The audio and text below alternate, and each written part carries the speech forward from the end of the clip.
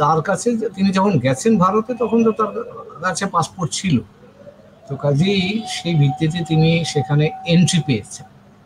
তো সেই এন্ট্রির পরে তিনি ওখানে অবস্থান করছেন। এখন এই অবস্থানের মেয়াদ ডিপ্লোম্যাটিক পাসপোর্ট যদি হয় তাহলে সেটা ৪৫ দিন পর্যন্ত তিনি থাকতে পারেন। তো সেই সময়টাও পার হয়েছে, এবং এর মধ্যে যেটা হয়েছে বাংলাদেশ সরকার তার যে পাসপোর্টটা আছে সেই পাসপোর্টটা বাতিল করে দিয়েছে। এখন পাসপোর্ট বাতিল হয়ে গেলে কিন্তু এন্ট্রি পারমিটটাও আর ভ্যালিড থাকে না।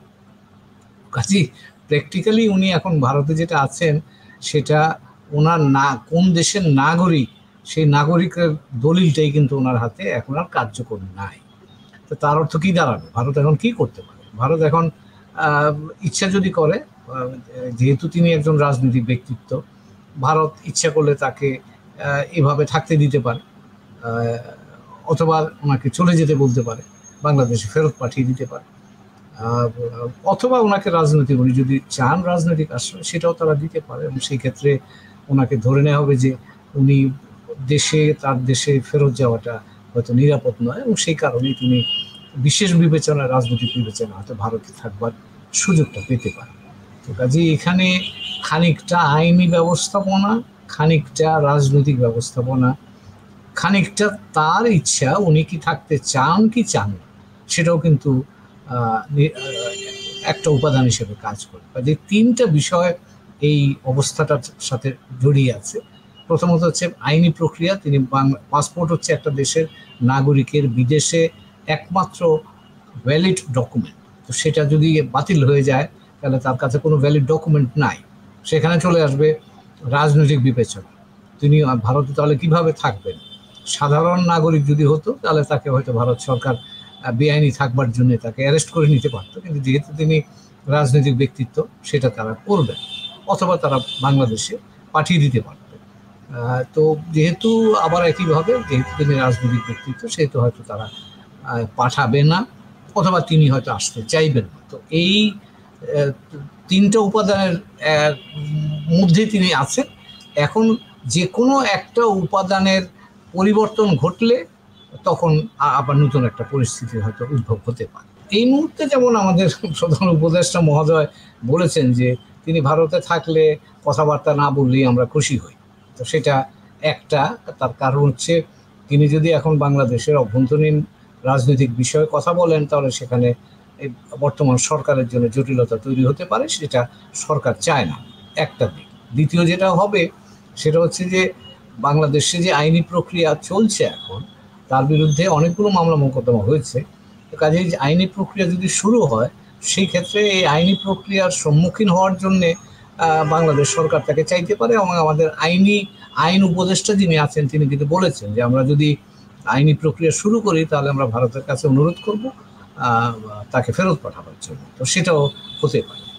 আর আরেকটা জিনিস হতে পারে সেটা হচ্ছে ভারত সরকার যদি মনে করে ওনাকে ওখানে রাখা নিরাপদ হবে না, তখন তারা ইচ্ছা করলে বাংলাদেশ সরকারের কাছে বলতে পারে যে আমরা ওনাকে, তোমরা বাংলাদেশের নাগরিক, ওনাকে বাংলাদেশে ফেরত নিয়ে যাও। বাংলাদেশ সরকার যদি সেটা গ্রহণ করে তাহলে তাকে বাংলাদেশে ফেরত নিয়ে আসা যাবে, এবং আইনি প্রক্রিয়াও যদি কোর্টও যদি চায় সেক্ষেত্রেও তাকে আনা যেতে পারে। কিন্তু সেখানেও আরেকটা রাজনৈতিক সিদ্ধান্ত থাকবে, সেটা হচ্ছে যে ভারত সরকার যদি মনে করে বা তিনি যদি মনে করেন বাংলাদেশে আসাটা নিরাপদ না, এবং তার এই মতের সাথে যদি ভারত সরকার সহমত হয় তাহলে সেখানে তারা রাজনৈতিকভাবে সিদ্ধান্ত নিতে পারে যে তাকে ফেরত নাও দিতে। ভারত বাংলাদেশ সম্পর্ক যেহেতু অনেক বিস্তৃত, অনেক বহুমাত্রিক, তো সেই ক্ষেত্রে রাজনৈতিকভাবে এটা নিয়ে এক ধরনের টেনশন হওয়ার একটা সুযোগ বা আশঙ্কা আছে। কিন্তু আরো অন্যান্য যে বিষয়গুলি আছে সেই বিষয়গুলির বাস্তবতার প্রেক্ষিতে হয়তো এই বিষয়টা থাকার পরেও কিন্তু দুই দেশের সম্পর্ক অন্যান্য ক্ষেত্রে স্বাভাবিক সম্পর্ক চালিয়ে যাওয়া সম্ভব। দৃষ্টান্ত হিসেবে যদি দিই, ভারত এবং চীনের মধ্যে কিন্তু দালাই লামাকে নিয়ে সমস্যা আছে। দালাই লামা তিব্বতের ধর্মীয় নেতা ছিলেন, তিনি এখন ভারতে আছেন বহুকাল ধরে, কিন্তু ভারত সেটা নিয়ে চীন খুশি না, কিন্তু দ্বিপাক্ষিক সম্পর্ক চালু রাখবার ক্ষেত্রে দালাই লামা এখন আর খুব বেশি জটিলতার অংশ বলে আমার কাছে মনে হয় না। তো এটা দুই দেশের সম্পর্কের বিবর্তনের উপর নির্ভর করবে যে এই বিষয়টা কতখানি গুরুত্বপূর্ণ উপাদান হিসেবে এখানে কাজ করবে।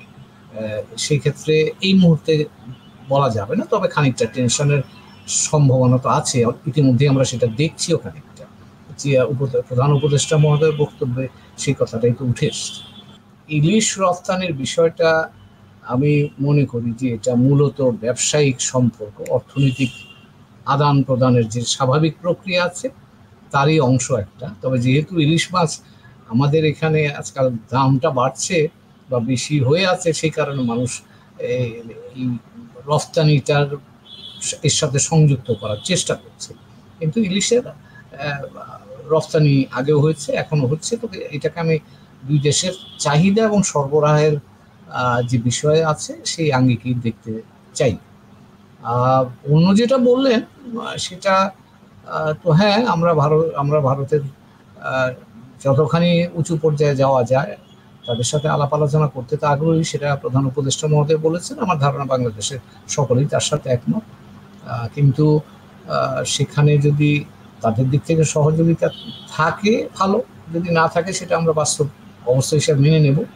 তবে এখানে আরও একটা জিনিস, জিনিসটাকে আমরা যদি বস্তুনিষ্ঠভাবে দেখে অন্য কোনো অপরচুনিটি থাকে কিনা সেটাও কিন্তু, যেহেতু আমরা প্রতিবেশী, যেহেতু আমাদের পারস্পরিক নির্ভরশীলতা আছে একে অপরের উপর, সেক্ষেত্রে অল্টারনেটিভগুলো চিন্তা করা যেতে পারে। যেমন অল্টারনেটিভ আমরা দেখছি, ভারতের প্রধানমন্ত্রীর সাথে আমাদের প্রধান উপদেষ্টা মহোদয়ের দ্বিপাক্ষিক বৈঠকটি হয়নি নিউ ইয়র্কে, কিন্তু সেখানে ভারতের পররাষ্ট্রমন্ত্রী এবং আমাদের পররাষ্ট্র উপদেষ্টার একটা বৈঠক হওয়ার কথা আছে।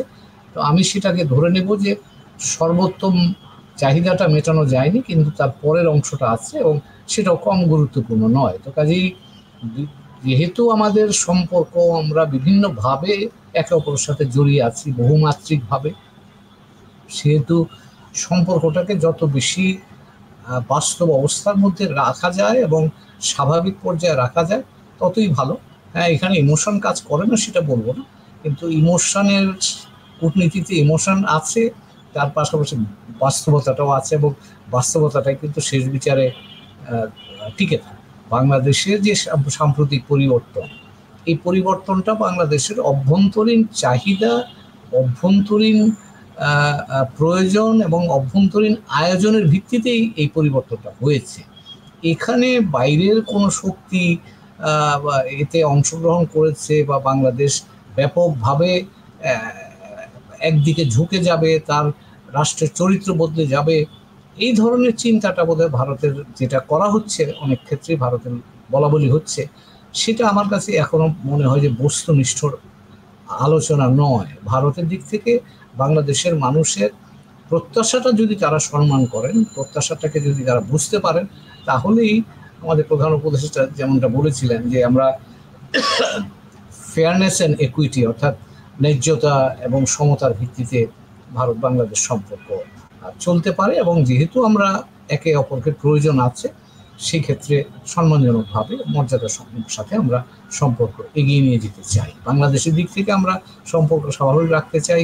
আমি আশা করতে চাই ভারতের দিক থেকেও তারই একটা রেসিপ্রোকাল মুভ আমরা হয়তো দেখতে পাবো।